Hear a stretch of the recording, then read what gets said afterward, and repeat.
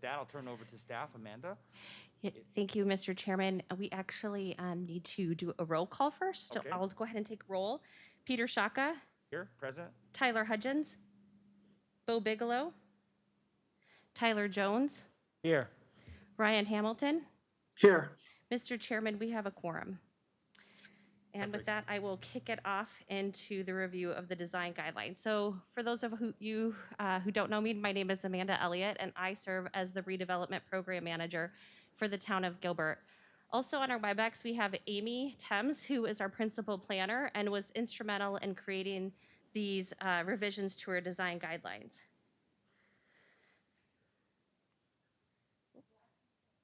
Can we bring up the...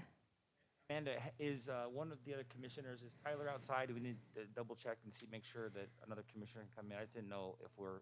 I have not seen Tyler, he has not texted me Okay, that he's fine. outside. Thank you. So, just one moment, we're going to go ahead and bring up the presentation so you guys can see it.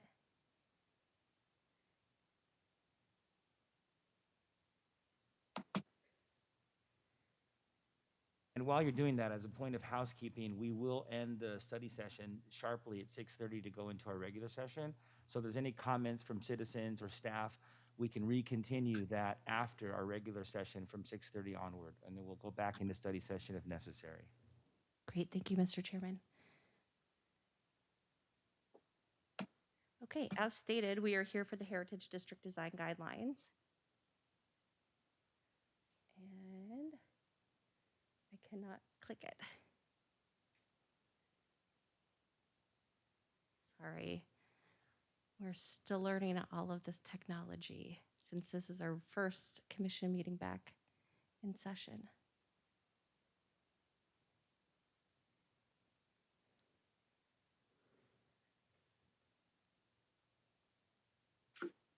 Okay. Thanks so much. Okay, thanks for your patience. All right, so the purpose of design guidelines is to provide recommendations toward good design and practice. We have a current set of design guidelines that were put in place in 2010 and really provided an exceptional foundation for the built environment that's the Heritage District today. But in reviewing the 2010 design guidelines, there were some areas where we felt we could improve upon. So we created these goals to be comprehensive and solve challenges that we had faced in the past across various departments. Create a document that's really easy to navigate, utilize more imagery to ultimately demonstrate what we're trying to achieve, and for the document to be future focused. So looking at the evolution of our downtown, and you'll see some new elements within there. We also looked at about 20 different sets of design guidelines from across the US. Waterton, Massachusetts, and Bethesda, Maryland were two that really came across as guiding examples of well-organized and clear communications of ideas. So we have the design guidelines that you have seen in your packet, and we really utilized the input that was received during the 2018 redevelopment plan process. It was all cataloged in the appendix, and so that really kind of helped us begin to generate ideas and adaptation of the design guidelines. We also held a kickoff meeting with a steering committee that consisted of residents, business owners and property owners, developers. It also had a redevelopment commission member and a member of council. We also held a kickoff meeting for technical committee, which was comprised of town staff. The staff utilized the feedback from those first kickoff meetings and all of the input from the redevelopment plan to generate and update the design guidelines. So the table of contents shows you how we've laid this document out. We have an introduction, which ultimately allows people to understand the objective of the design guidelines and how to use them. Then we have 3 sections: blend, which focuses on the streets and commercial development projects; congregate, which is a completely new section, which focuses on public spaces; and then dwell, which focuses on residential developments. And finally, we have create, which is our appendices for things such as art, signage, street furniture, materials, colors, and plant palettes. I wanted to just show you the page layout. So they are facing pages. In each section, you'll have a description of the section and a map. You also will have imaging is representative of what we're trying to achieve, so our inspirational images, and a description of the experience, a cross-section of the streets, and then you'll find the bulleted design guidelines and an axonometric with key elements highlighted. I wanted to note on the axonometric, you'll see even in this one, this is historical street, which we will get into in just a minute, but we removed the water tower from all of these axonometrics. And it's not because we don't want to celebrate the water tower. It's a really critical part of our character. What we wanted, though, was for developers to not look at the design guidelines in relation to their project or their land and think that they had to develop that exact drawing that is on the page. So as we look at the blend section, this is really a framework for the circulation network. And the design guidelines in the blend section are organized into 4 categories. Environment, which is really the pedestrian experience. Move, which is how do people move throughout the district. Service, which touches on things like utilities and trash. And then the massing, certainly the building heights, the mechanical equipment, setbacks, stepbacks, all of those areas. So we'll jump right into the section. Historic Street runs north and south. It is Gilbert Road. And the streets shown on the map are really a mix of styles based on the architectural character and the anticipated development along the street. But we're really trying to weave them together so that there's common elements that build off the Heritage District character. And ultimately, we're trying to create really thoughtfully curated environments. So here you can see the axonometric for historic. Gilbert Road, based on the extensive input we received from the redevelopment plan update, there is a desire for us to hold on to that historic cultural feeling of Gilbert. So we really try to capture that on historic road, on the historic road. Gilbert Road should evoke that 20th century Main Street feel. How do we do that? We utilize high quality materials that reinforce the history of Gilbert. We continue to build to that 0 lot line, but we also want to enhance the pedestrian experience. So look for opportunities to provide more climate control.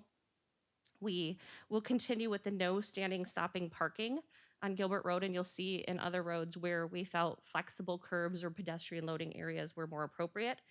And ideally, this street should have 2 to 3 stories, but certainly we didn't remove the 55-foot height by right.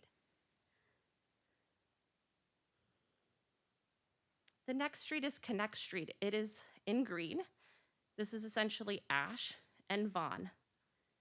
And the purpose of the Connect Street is to provide a low-speed ventilation off Gilbert Road. So imagine if we had an opportunity to close Gilbert Road for an event. These streets would help ventilate Gilbert Road so that traffic could flow easily in and out of the district. In the redevelopment plan, we showed tree islands on the street. But in looking at the best way to flow the traffic and working with our traffic engineers, we removed the tree islands and kept the trees along the street as opposed to the islands in order to provide flexible curbs to ebb and flow that traffic. And we also really created these curbs as what we're calling flex curbs, meaning it could be a commercial loading area in the morning. It could potentially be on-street parking at certain hours and could be pedestrian loading zones at other hours. This environment promotes shopping, entertainment, university uses. Some of the other highlights, the consolidated refuse will be in alleyways. The first floor is articulated with timeless durable materials. And throughout all of the sections, we made an update to require grease bins internal to all facilities. So what that means is that we've had restaurant developers who have had their grease bins internal, and we've had other developers where the grease bins have been sitting out back. And what we found is those grease bins just sitting out behind a facility or a restaurant create some challenges in regards to odor and in regards to vermin and those type of things. So we will require all of the grease bins to be internal to the facility. The next street is the active street. So active streets on the map are east of Gilbert Road in yellow. These streets are primarily multifamily residential with some retail use that could support housing. So you could imagine like a small coffee shop or a neighborhood bakery. The street is really highlighted by large tree canopies and the residential stoops. You'll notice in other major cities that you have just these very walkable neighborhoods that are really character and critical to the character of their downtowns. So we're trying to create that same feeling. So you can imagine potted plants and hanging baskets, historical light poles.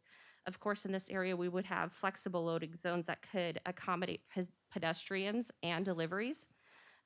We would have balconies and terraces that face the street, and non-residential uses would require 75% transparency, and residential would require 50% transparency. And this is really to continue that engagement with the pedestrian at street level. Explain that the word transparency, like what that means. Yeah, so it means just the openness of the windows and the ability to see within and engage on a street level between the pedestrian and the building, and what's happening inside the building. Festival streets are shown in light blue. Probably the most notable that you'd recognize is Hearn Way with the big hoop lights. But this festival streets will also be located around the Commons Park, which is on the 9.1 acre site south of Juniper and north of the Western Trail, and around the Living Room Plaza as well. So festival streets are curbless.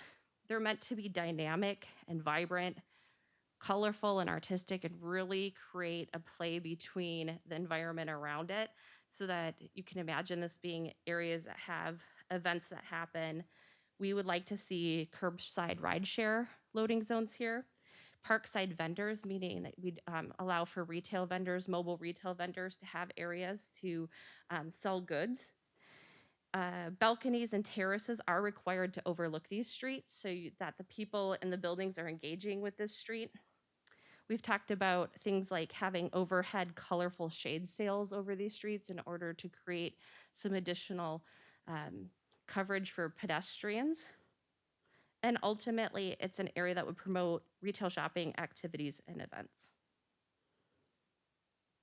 The local streets are in purple, and these are in the single family neighborhoods.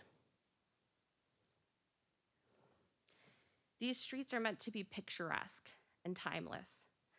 The historical character tied to these streets should tie to the original plat or history of Gilbert. These are areas where you would see your front yards and courtyards, stoops, wide sidewalks, tree lawns, and low front yard fencing.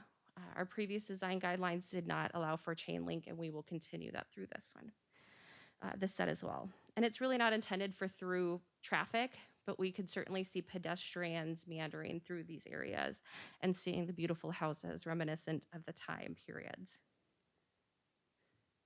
But we didn't want to leave out our alleyways because they're just as critical. So flex alleyways are highlighted in red and are surrounded by essentially commercial or multifamily development. The flex alley allows for 360 architecture so that the back of the building is never forgotten.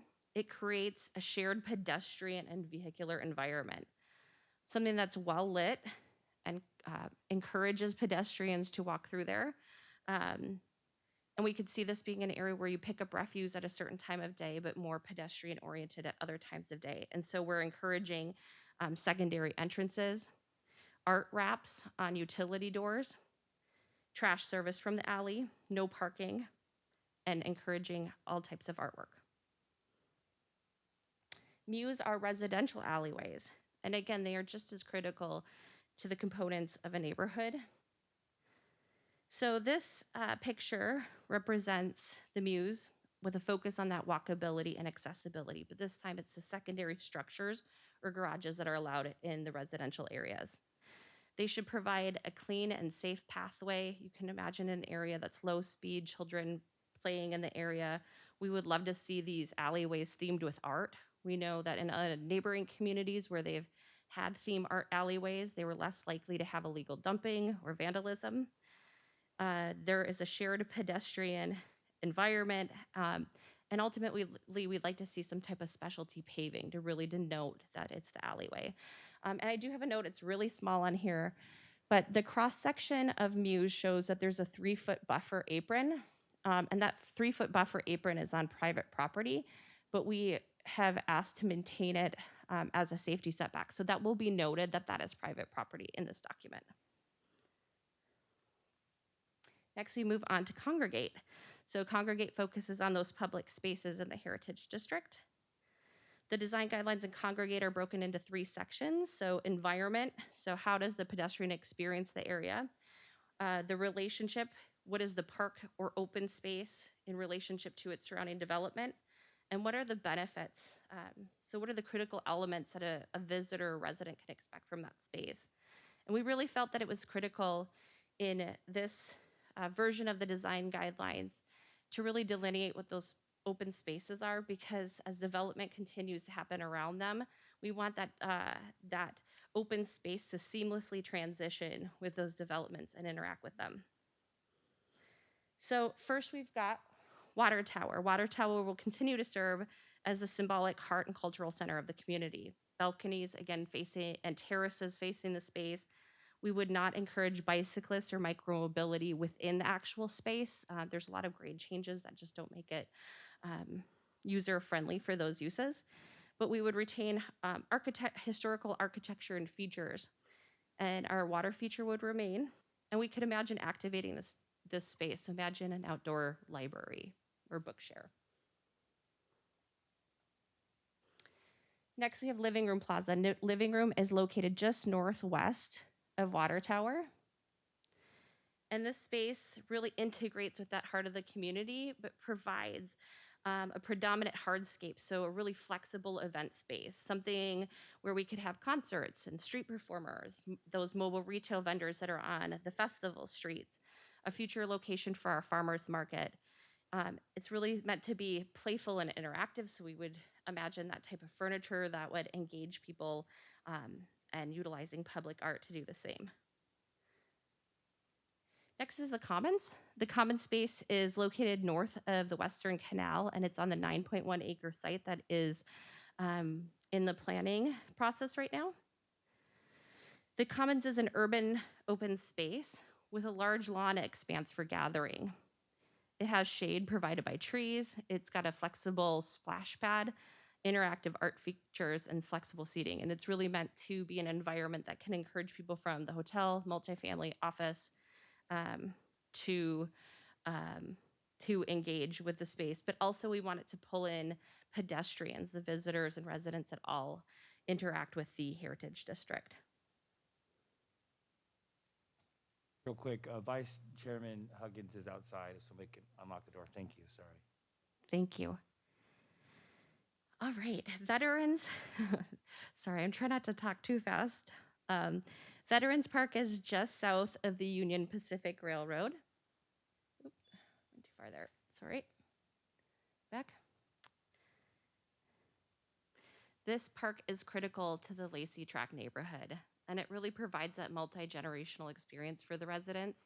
We imagine it with active and inactive type spaces. You'd see ramadas, grills, perhaps family games, and definitely a connection to the PASEO if we are ever able to underground that connection. It would have a climate control through a mix of trees, canopies, and misters. And there is currently a vacant parcel, a triangular piece at the corner closest to Gilbert Road. And we could see this being a 1-story building or structure that could integrate with the park and provide much needed public restrooms. Next, we will talk about Legacy. So Legacy Park is located just east of Gilbert Road. It is currently behind the Allstate building, and it provides residents in the active streets a communal open space. So we have envisioned this to be an area that would potentially have a dog park with low fencing, passive recreation, or maybe planned recreational activities like Tai Chi or yoga, a small linear fountain, and because it's a classic park design, it would have a central historic feature. Next, we have the PASEO, which is running north and south. The PASEO is a safe, continuous, dedicated pedestrian and bicycle route. In the past, we've utilized the analogy that it should be as intuitive as following the yellow brick road through the Heritage District.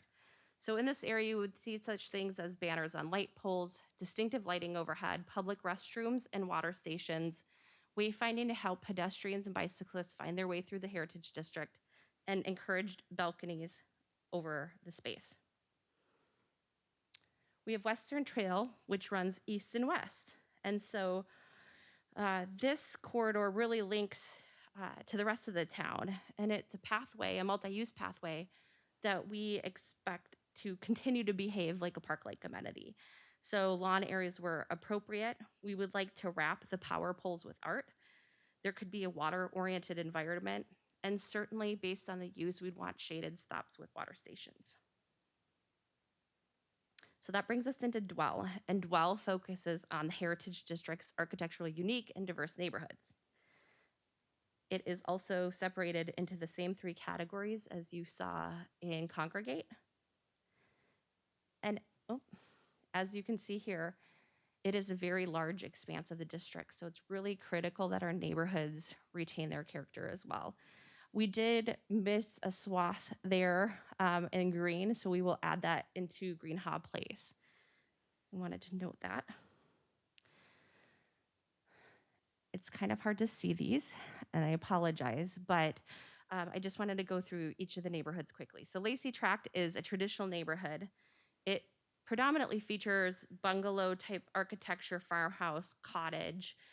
It's really distinctive with porches and courtyards. And then Green Hob Place is mid-century modern and ranch. And so this is a subdivision that was platted in 1949. It has large lawns. It's got mature trees and attached garages and carports.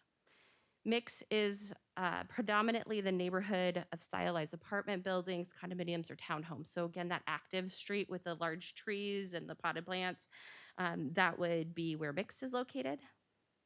And then we have Complex. And Complex is really all of the neighborhoods that were constructed as uniform neighborhoods. So you can think like district lofts or Arbor Walk. One thing we did want to note in the Heritage District Design Guidelines, we did add a note that gated walkways or subdivisions and complexes are highly discouraged.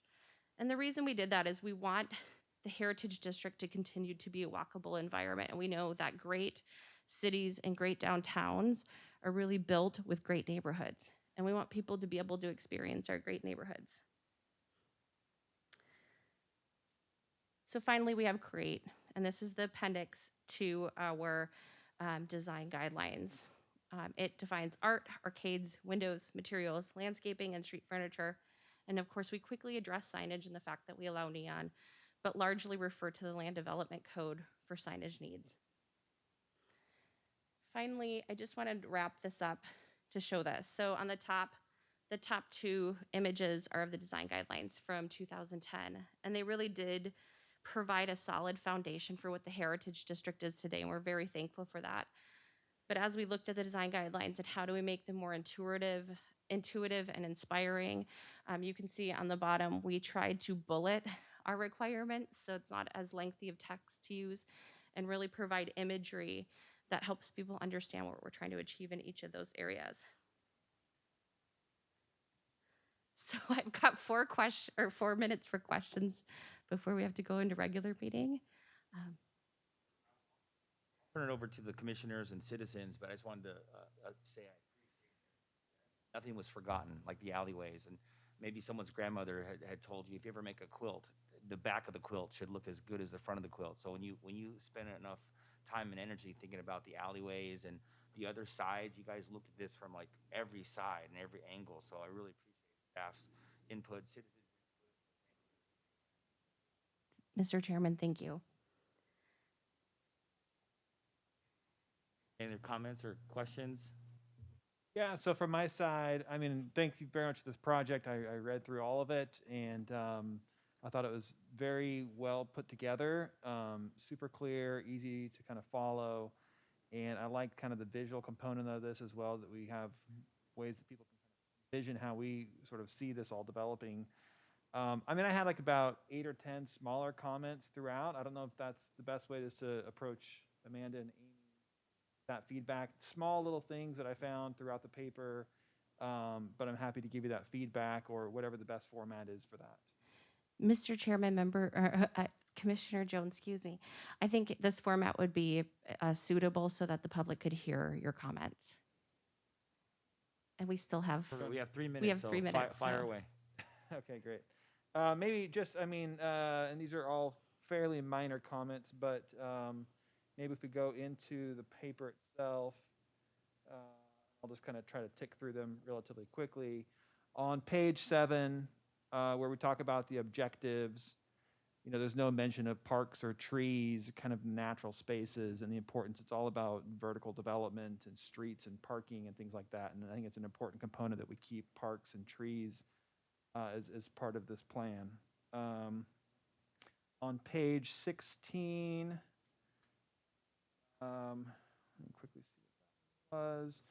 Again, on the historic portion, which is basically Gilbert Road, we talk about no bicyclists, which I guess, you know, we would try to discourage bicyclists from using busy Gilbert Road. But I'm just trying to think about how that flows. Is that trying to offload them onto other streets, or how do we envision bicyclists, you know, passing through the historic district? Mr. Chairman, Commissioner Jones, in the redevelopment plan, we highlight bicycle paths in 2 ways. One, through the PASEO, which is starting with the 9.1 acre development. So that's the north-south connection. And then there's also a bicycle route that essentially runs east and west, and then north and south on Lindsay and Neely. So those are kind of the bypasses with the PASEO running through the center. On page 18, where we talk about the active zone, we had kind of the north-south.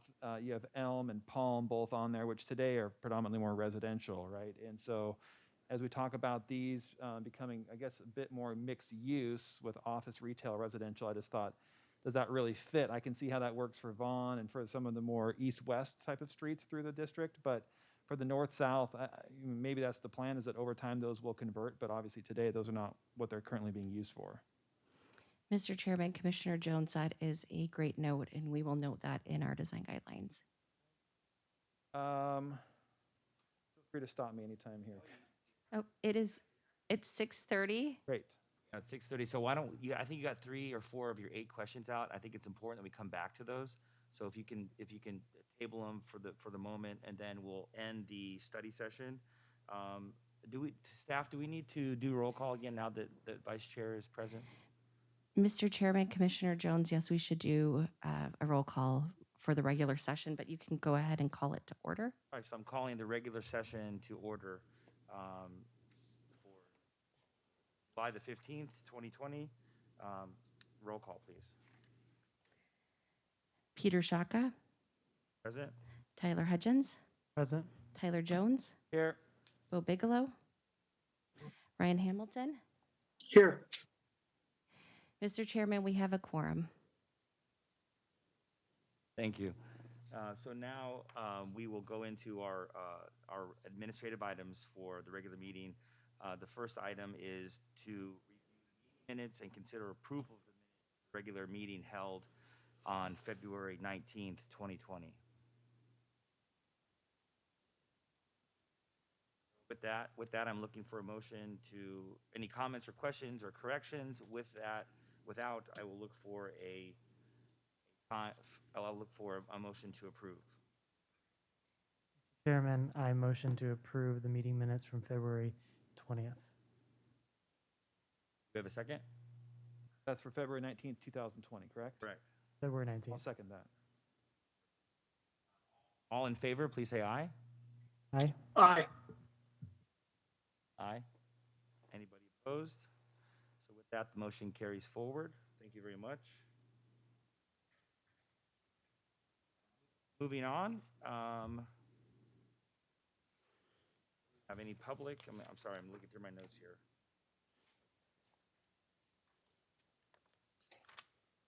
With that, we'll go on to the amendment to the Redevelopment Commission, the bylaws last ratified by council in September 2020.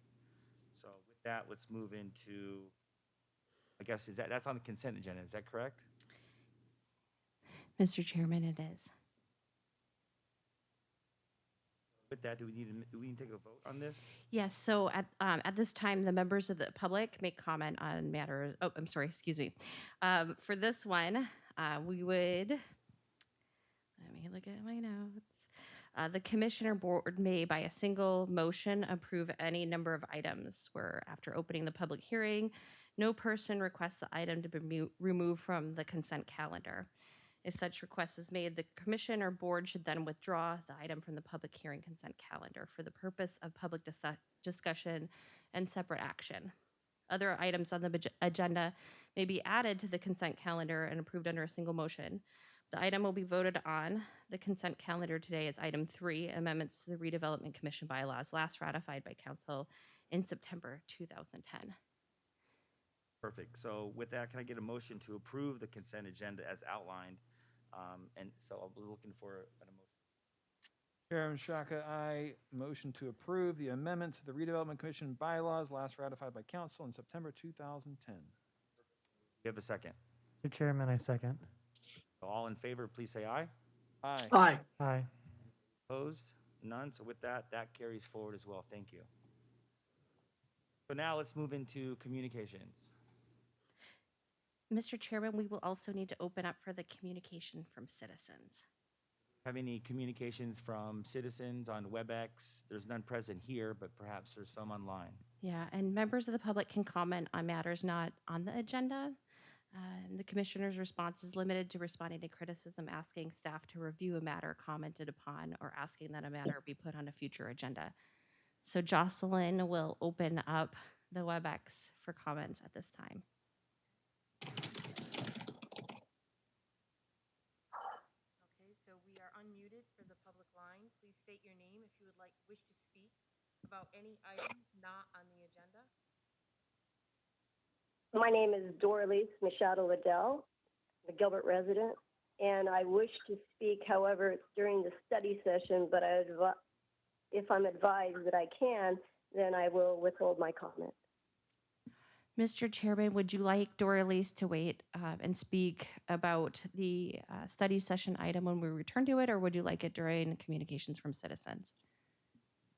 I don't think it really matters as long as there is a appropriate to do it during the study session as well. I mean, either Okay. way, her voice will be heard. All right. Doralice, why don't we come back to you when we come back to study session? We'll make sure you have an opportunity to talk about the study session item. Okay, thank you. Thank you. Are there any other members on the line who would like to speak in regards to communications from citizens? Great. Seeing none, we can move into our overall communications. Great. So moving forward, we're ready to wrap up and go back to Doralice. So now let's move into first item is the report from the chair. I have none, but thank you for your hard work during these times. We haven't seen each other for months. We have met online, but it's nice to see you in person, even with the mask on, and I'm glad the other commissioners are doing well. So thank you for times. With that, I guess I'll look to the council liaison who's not here. Do you have anything on his behalf? Online. Vice Mayor Anderson is on the WebEx. Perfect. Vice Mayor Anderson, do you have anything you'd like to add? No, other than to echo what Chairman Shaka said, that I'm glad to see everyone there. I'm glad to see we're able to proceed with the business as we need to, and I'll sit back and I'll watch. Coming to you from Atlanta. Thank you. Thank you. Appreciate it, sir. Are there reports from other commissioners for current or future events? Chairman Shaka, I just had one question. We were asked back in April to submit some feedback for the Heritage North proposal. I just was curious on kind of what the follow-up for that will be, or the timeline would be, if we have any indication on that. Mr. Chairman, Commissioner Jones, I don't have a time frame at this moment. I know that the developer was working with our attorney and our director of economic development on the timing of their development. We continue to work through the planning phase, but I don't, off the top of my head, have a time where they'll return. Comments from commissioners? So moving on, and a report from our staff liaison, Amanda, current or future events. Mr. Chairman, members of the commission, I do not have a report today in regards to current or future events, but just want to echo that it is good to see you all. Perfect. So with that, it's 6:37, and I can adjourn the regular meeting at 6:37. And now let's go back to the study session, and I'd like to hear more from Commissioner Jones on some of the questions that he had. And also online, we have Dorley. So thank you. Great, thank you. Okay, so jumping back into the document, and I'm going to go to page 20, which I think was actually brought up by Chairman Shaka already, but maybe just to, I'm sorry, give me 1 second while I get there. It had to do with, I think we called it transparency. Is that what the word was? And I think maybe it just makes sense to add, since both of us are confused by what that even meant, and now I understand what we mean, especially when it comes to residential usage. We're talking about windows and being able to see into the structures, that maybe we should just clarify that somewhere in there so other people understand that as well. Going to page 23 of the document, this is where we're talking about the connect part of the district, and as I understand it, this is where we're trying to move traffic through. And then you turn to the next page where we show some examples which look like very much pedestrian oriented streets as opposed to kind of ways that we move traffic. So it just didn't sort of seem to tie out very well to me. On page 32, we mentioned in the local part, we really do want to try to restrict the district to being, in this particular part of the district, to being single and two-story type of homes. And I just didn't know at what point does that become unrealistic as property values increase and developers look for ways to go vertical to justify their land costs. So I just, it might be a little bit of a dream, and I think we will continue to see more pressure toward vertical development. Looking at page 40, I'm getting close here. Page 40, we talk about the MEWS, and I didn't see anything about safety as we talk about our residential areas, and especially like in these residential alleyways, about that being an important component. So, whether it's some kind of a lighting or anything that can help to promote safety, I think is important here. On page 52 of the document, where I was just confused. When we talk about the PASEO, it talks about 20-inch and 20 foot and 24 foot. Okay, my bad. That seemed like a very narrow PASEO, but now I understand I was reading that as inches instead of feet. My bad. Couple more here on page 56, when we talk about the Veterans Park. I love it, and I just thought we should include some more something about the trees. I was very much in a tree element as I read this paper over the last few days, and I thought that could be an important component here for us. In 61, I guess this goes back to some of that feedback on the Heritage North, and we'll see more of this, I'm sure, in the future. But when we talk about this commons area, ideally from my side, if we want to make this a public amenity, it's hard to really call it a public amenity when it's buried back behind commercial usage away from Gilbert Road. So that was part of my feedback, I believe, on the Heritage North plan, was that should be moved more toward the street where the public has easier access to that. And I think integrates a little bit better with the Heritage District. Then on page 72, this talks about the canal. We don't mention anything about lights, and again, this kind of goes back to like the safety points. I love the canal area, and I love what's mentioned here, but we don't talk about lights, and I think that's an important component for people to feel safe in using that at night. My last comment is on page 80, which we're talking about the Lacey Tract, and we obviously would love to see single-story homes continue to be there. And I just thought, again, kind of going back to my other previous point on the residential usage, at what point do we think that may not really be realistic anymore? We would love it. I certainly agree with encouraging that, but I just think that we may need to be more open-minded over time as we get pressure. That's it from my side.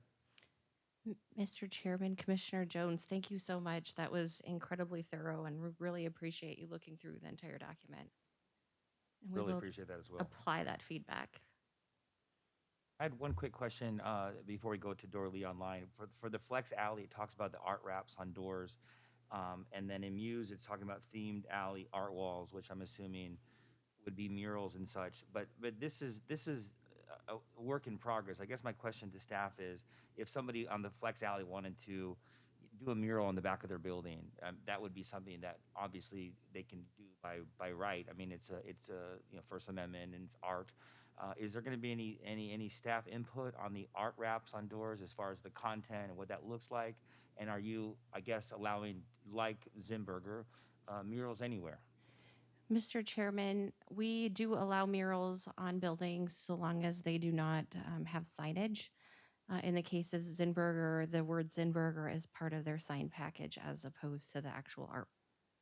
The idea behind the art wraps on service doors actually came from a project that was done in Louisville, Kentucky, where they took all of their service doors and wrapped them, had local artists provide pictures of their artwork, and they paid them for the pictures, and then they wrapped the doors, and they essentially had what they called alley galleries. So you can walk through and see the various doors, and it's just a way to kind of enhance what would typically be looked at as blight, because the service door isn't necessarily a beautiful object. So those are the type of things that we would like to work as staff to encourage, and could foresee a potential program surrounded, a program created to encourage that with some guidelines on what those wraps would allow. Excellent, thank you. Commissioner Hamilton or Vice Chair Huggins, you guys have any comments or questions? Can you guys hear me? Sorry. Yep. I saw a nod. Okay. There's a little delay and I don't like the way I look on the camera, but we'll go for it anyway. First, let me start with the positive. I mean, I saw was tangentially involved with the 2010 design guidelines, and this is Amanda's being too nice. This is night and day better than what we put together then. This is phenomenal and comprehensive. I guess, Amanda, my only question is, and I think we will hear a little bit from Dorlise, but if you, and I know it was just an initial kind of feedback session with your stakeholders, but if you had to kind of summarize the 2 or 3 kind of things they were asking for as you guys kicked that off, what would those be and how are they addressed here? Mr. Chairman, Commissioner Hamilton, the 2 to 3 things that were really critical to the public, including at our stakeholder meeting, there were 2 that there's 2 themes that are consistent from the public. One, ensuring that we retain our historic character and the character of the Heritage District, and we really tried to accomplish that in 2 ways. One, by encouraging Gilbert Road to continue building out with that historical feel, and 2, by incorporating our historic light poles in nearly all of the streets except for flexible streets to kind of continue that feel.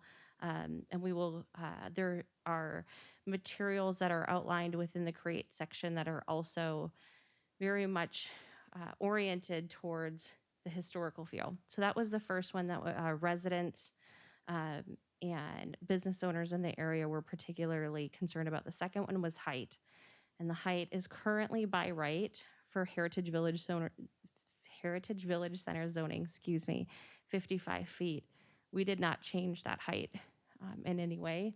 We did say on Gilbert Road that we would encourage the 2 to 3 stories, just looking at, again, historical vernacular, but by right, owners currently still have the right to build up to 55 feet in any Heritage Village Center zoning.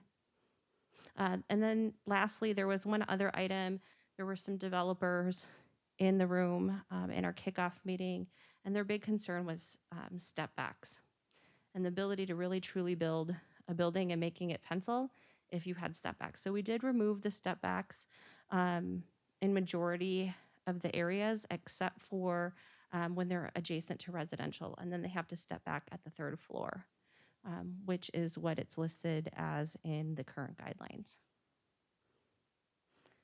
So those were the 3 main areas um, that were brought up at that meeting, and ones that, quite frankly, we saw throughout the redevelopment plan comments over and over. And we really wanted to make sure that we were addressing those and that this character continues um, to be, what we know Gilbert as today.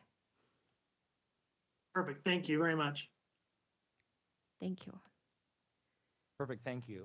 Before we go to online, Vice Chairman, do you have any comments or questions? I don't at this time. Perfect. Thank you for your patience, Doralisa. I guess you could state your name again, and we're ready to hear your comments or questions. Thank you for your patience.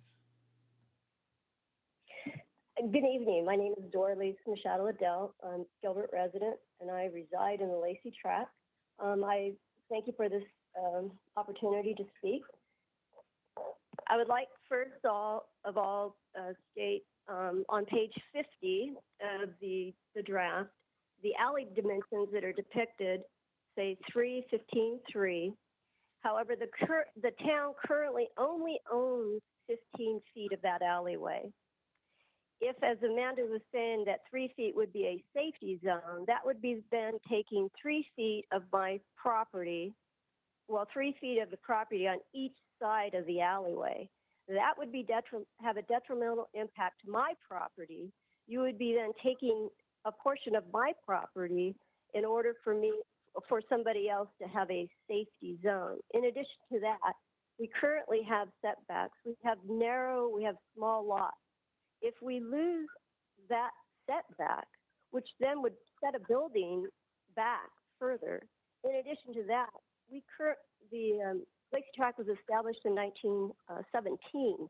We already have established fences. We have established buildings that have been constructed, and that would also impact on the property rights of the homeowners.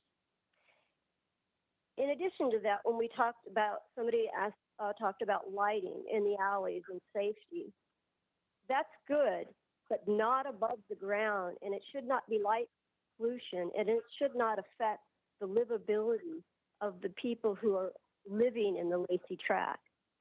In addition to that, regarding the one portion of it, when we talked about property and having more property in higher buildings because of the property value, Lacey Tract is a single family, and you purchase the property as a single family land. And if you start to do that, you are taking away my property rights just because the land values have increased. If individuals wish to build higher levels, then they would have to purchase the property in the areas where that is acceptable. And that is acceptable in certain areas of the Heritage District. In addition to that, I have looked, and I'm talking about the signage in regards to rooftop signs. I didn't see rooftop signs mentioned in the design guidelines. And that was one of the points that I had been waiting for in order to have the commission or the town adopt some guidelines. I don't see it. I see it for awnings. I would state that according to the town land development code, in regards to rooftop signs, it references the Heritage District design guidelines that are set forth. So you have a land development code referring to design guidelines, and then the design guidelines refer to the land development code, and then there isn't really any guidelines. So that's an issue I think that needs to be addressed because it's going to be a problem. I think when we talk about, I hear you say about setbacks, and you remove the setbacks for the businesses so that they can build. However, the residential area, it took years in order to have our setbacks decrease in order to provide flexibility. So I would think that you would hopefully keep in mind that the land and property rights of the residential homeowners need to be addressed because we are part of the Heritage District and we do not want to lose our property rights so that a few people can gain. So those are my comments, and I thank you for your time. And if you have any questions, feel free to ask. Thank you. I think the comments were well received. I saw Amanda taking notes, so I do appreciate those comments. They're well thought out. Living here is different than doing business here. So, light pollution in your backyard and setbacks and heights, and maybe there's a step down, 5, 3, 2 stories as it gets closer to residential. So I'm sure staff will consider your comments and either adopt them or get back to you with reasons as to where we're at. Thank you.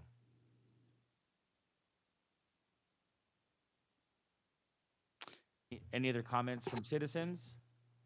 Questions? Amanda, this is Amy Thames from the Planning Department. May I have a moment? Yes, thank you, Amy. Hi. I just wanted to address a few of the questions that have come up in the discussions, and I thank everybody for reading the document and giving us input. As far as the 3-foot note on the MEWS for the alleys and the residential tracts, that was really meant to depict a setback that would occur so that a garage could be properly situated, and that as backing out of a garage, you would have room to see if someone was walking in the alley. Our alley requirement under the LDC requires a minimum 3 foot. And what actually staff is thinking is that maybe the setback for accessory structures and secondary dwelling units in the adjacent to the alleys, we may make the setback 3 foot period so that it meets the safety requirement, as well as giving the property owners a little bit of a break on the setback because they do have very small yards. And that is also going to be addressed in the Land Development Code refresh, which you will be seeing next month at study session, which a town council subcommittee was appointed a little over a year and a half ago, and we have worked diligently over that time to address and do a refresh over the entire Land Development Code. So some of these issues are going hand in hand with what Amanda's presenting tonight. So changes that needed to occur for the design guidelines will be picked up in the Land Development Code refresh. I'd also like to note in the MEWS, I love the idea of bollard lighting and such, but the 15-foot that is there today is considered the absolute minimum that traffic will accept an alley for, and it is grandfathered as that. New alleys are always 24 or greater. So with that being said, I would love to fit in bollard lighting or some kind of lighting, but I'm not sure from a dimensioning standpoint that we can figure out how to add in lighting without negatively impacting a resident's property. It's something we will continue to look at, but at this time we haven't solved that dilemma. As far as increase in height, I did just want to bring up that in our Land Development Code subcommittee, we did raise the potential of increasing height in the various zoning districts throughout the Heritage District. And the feedback we got from the town council members who sat on our subcommittee was that they did not support necessarily increasing any height at this point in time. Now, height can be increased through a planned area development rezoning. And we do have applicants who have considered doing such. And I believe the 10 acres is doing such up at the living room area. So that is always an option for developers if they do want to increase height, but it could be based on a case by case basis, which is what our subcommittee preferred. As far as signage, the Land Development Code, we have gone into the signage section. We haven't changed the content of the signage, but we have put it all in a more usable table format. And we address the standards in regard to signage. So whether it's rooftop, wall signs, monument signs, any sign that's allowed in the Heritage District. Now, from an aesthetic standpoint is what I think the Land Development Code was trying to direct to the guidelines, but yet we were a little apprehensive with the design guidelines to start overly regulating the aesthetic of signs. So if you would like to see some discussion in the guidelines that speaks more to the aesthetic of signs in downtown to make them more specialized in some way. We're open to that discussion, but at this time, we were going to let the standards in the land development code be the guiding rules. Thank you. Thank you, Principal Planner Amy. I really appreciate those comments, and hopefully Dorley heard them as well. So with that, are there any other comments or questions from staff or citizens or other commissioners? Mr. Chairman, I just would like to say thank you to you and to our commissioners, to Vice Mayor Anderson for his support through this process, certainly to all of our citizens who have provided input, business owners, developers. It really takes a tremendous amount of individuals to come together to make our Heritage District great, and we're very thankful for that. And I personally am very thankful for Amy Thames, who is on the line with us, because it has been just an exceptional partnership with her Department of Planning and Economic Development for us to be able to get to this draft to you tonight. So thank you. Excellent. And with no other comments or questions, again, thank you very much. And with that, we will adjourn the study session officially. Buddy's time. Appreciate it. Thank you.